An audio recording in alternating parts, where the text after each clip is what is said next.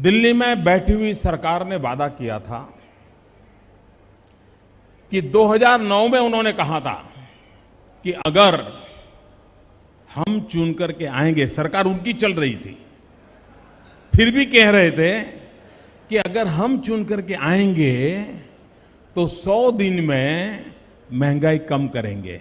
नमस्कार, आप देख रहे हैं खबरें अभी तक और मैं हूं आपके साथ नदीम अहमद।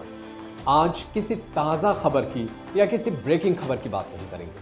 आज आप बात करेंगे हम उन पुरानी बातों की जो आज के वक्त में देश की जनता सुनना चाहती है। आप भी सुनना चाहते हैं क्योंकि वादों की वजह से ही कई बार सरकारें बनती हैं और कई बार वादों को पूरा ना करने की वजह से सरकारें गिर भी जाती हैं। एक और जहां मध्य प्रदेश के अंदर पेट्रोल की प्राइस 100 रुपए को पार कर गई, तो वहीं देश के अन्य राज्यों में पेट्रोल 100 के करीब पहुंच गई है। लेकिन ऐसे में उन बातों को सुनना जरूरी है जो सरकार में नहीं थे तब कौन सी बातें करते थे, लेकिन जब सरकार में आ गए हैं तो वो क्या करते हैं। जब देश के अंदर कांग्रेस की सरकार थी तब लगातार विपक्ष कांग्रेस की सरकार पर हमला कर रहा था क्योंकि सत्ता पार्टी उस वक्त थी कांग्रेस पार्टी। लेकिन आज देश भर में पेट्रोल के दाम बेतहाशा बढ़ रहे हैं, गैस की प्राइसें लगातार बढ़ रही हैं। ऐसे में उन बातों को सुनना आपके लिए बेहद ज़रूरी है जो आज के लिए बेहद ज़रूरी है, क्योंकि आज वो नेता जब सत्ता में है तो कोई कुछ नहीं बोलता। लेकिन आज हमने एक ऐसे ही बयान लेकर आए हैं आपके लिए, वो है प्रधानमंत्री नरेंद्र मोदी का। जब 2013 में वो गुजरात के मुख्यमंत्री थे तब उन्होंने एक ऐसा बयान दिया था जो बेहद चर्चा में रहा था और देश की जनता का विश्वास जीत लिया था।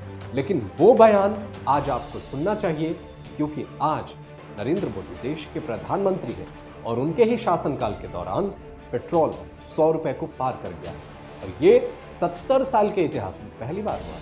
सुनिए खुद नरेंद्र मोदी क्या कुछ कह रहे हैं, उसके बाद बढ़ते हैं उन्हीं के सांसद अब क्या कह रहे हैं, उस पर गौर करेंगे। पहले नरेंद्र मोदी को सुन लीजिए। दिल्ली में बैठी हुई सरकार ने वादा किया था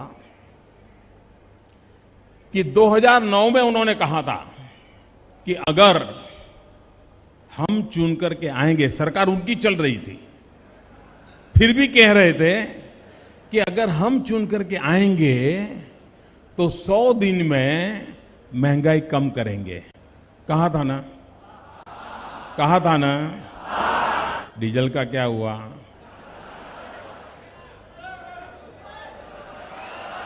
पेट्रोल का क्या हुआ? मित्रों, गैस हो, पेट्रोल हो, डीजल हो, हर प्रकार से महंगाई बढ़ रही है कि नहीं बढ़ रही है?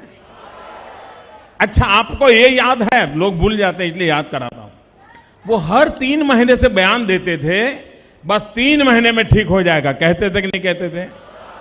इस बारिश के बाद ठीक हो जाएगा, कहते थे कि नहीं कहते थे? ऐसा कहते कहते 5 साल निकाल दिए ना। भरोसा इसीलिए तो टूट गया है, यही तो कारण है भरोसा टूट गया है। रुपया अस्पताल में है,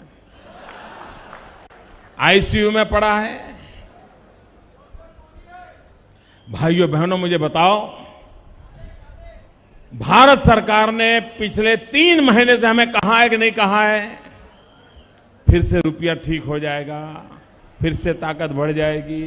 कहा कि नहीं कहा? मित्रों, वो रोक पा रहे हैं? कोई निर्णय कर पा रहे हैं? कहने का तात्पर्य यह है मित्रों कि उन्होंने हिंदुस्तान की पूरी अवस्था पर से उनका कंट्रोल खो चुका है। उनका अगर कंट्रोल है तो सिर्फ सीबीआई पर है।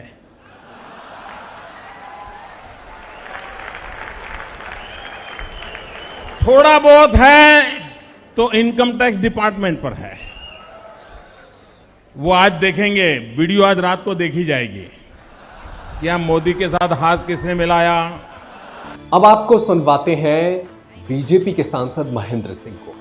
महेंद्र सिंह से जब पत्रकारों ने पूछा कि मध्य प्रदेश के अंदर पेट्रोल के दाम 100 रुपए के पार कर गया और मध्य प्रदेश देश का वो राज्य है जहां सबसे ज्यादा पेट्रोल और डीजल पर टैक्स वसूले जाते हैं, तब उन्होंने क्या कहा है वो आपको सुनना चाहिए। लेकिन आपको इन बातों पर गौर करना चाहिए कि आखिर जब नेता सत्ताधारी पार्टी में चला जाता है, यानी सत्ताधारी दल बन जाता है, तब उनके बयान इतने बदल क्यों जाते हैं? उनके बयानों में इतनी विरोधाभास क्यों नजर आती है? पहले एक और जहां 6-7 साल पहले जब नरेंद्र मोदी की सरकार बन रही थी, तब इन्होंने कहा था कि ये देश बदलने आए, लेकिन पेट्रोल के प्राइस बदल रहे हैं। ऐसे में महेंद्र सिंह टिकैत का जो जवाब है, माफ कीजिएगा, महेंद्र सिंह का जो बयान है वो आपको सुनना चाहिए। वो क्या कुछ कह रहे हैं, क्योंकि वो इस वक्त सत्ताधारी पार्टी में है। तो इनके बयान को सुनिए और इस पेट्रोल की कीमत पर आप क्या सोचते हैं हमें कमेंट करके जरूर बताइए, क्योंकि ये इस वक्त की बड़ी मांग है। और पेट्रोल से आप कितना परेशान हैं इसकी जानकारी आप हमें कमेंट बॉक्स में दे सकते हैं। तो फिलहाल आप ये पूरा रिपोर्ट देखें। अनुपात में पेट्रोल की कीमतें बढ़ रही है, उसी अनुपात में लोगों की आमदनियां भी बढ़ रही हैं और पेट्रोल की कीमतें केवल नरेंद्र मोदी जी की सरकार में नहीं बढ़ रही है। इस देश का ये दुर्भाग्य रहा है कि शुरू के 55 वर्षों में जिस कांग्रेस सरकार ने यहाँ पर शासन किया, उन्होंने यहाँ पर कोई भी इंफ्रास्ट्रक्चर ऐसा तैयार नहीं किया है जिससे इन कीमतों को बढ़ने से रोका जा सके। लेकिन नरेंद्र मोदी जी की सरकार लगातार इस बात के लिए प्रयासरत है कि इन कीमतों को नियंत्रित किया जाए, इनको नियंत्रण में। Subscribe to our YouTube channel and press the bell icon to get the latest updates.